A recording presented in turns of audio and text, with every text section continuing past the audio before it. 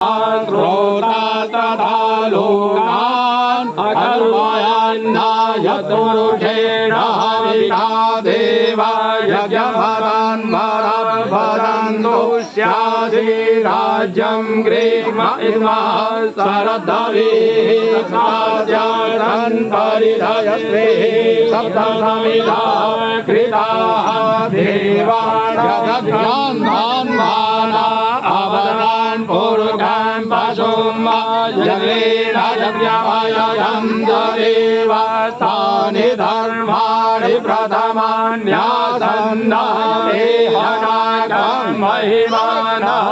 सचन्त यत्र पूर्वे साध्याः सन्ति देवाः अग्रः सम्भृतः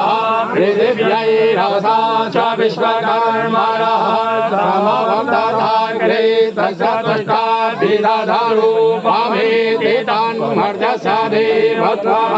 जानमग्रे विवाहमेतं पुरुषं महान्तमादित्यवर्णं तमसः